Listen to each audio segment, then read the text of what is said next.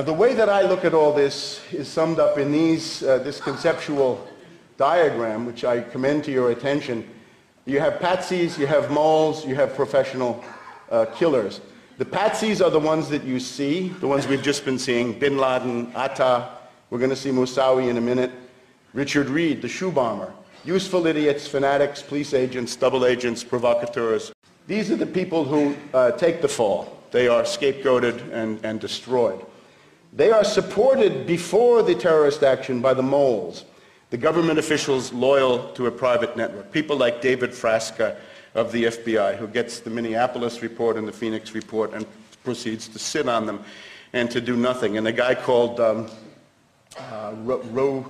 Rosenthal, I think his name is, who was his boss, who appeared in Alexandria, Virginia at the Moussaoui trial a couple of days ago. So they're loyal to the private network.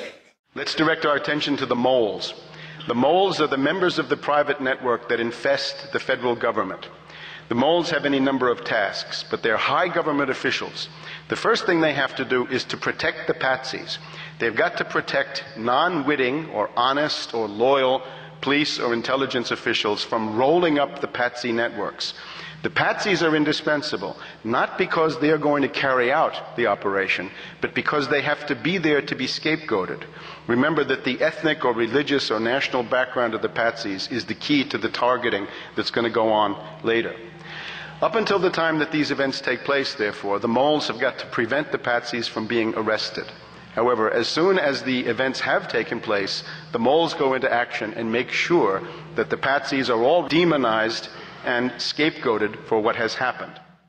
And then we have the others, the professional killers, are the people who do have the physical, technical ability to bring about the effects observed.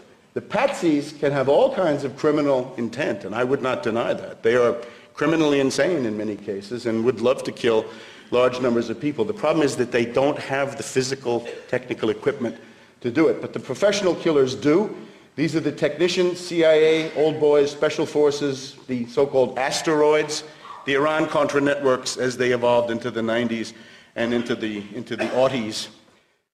So these, again, the patsies, not able to do what they're supposed to do. Even the so-called, I think the average weight of a muscle hijacker was about 150 pounds, and they're going up against these huge football player types who are the military veteran pilots of these airplanes. The entire story is completely fantastic.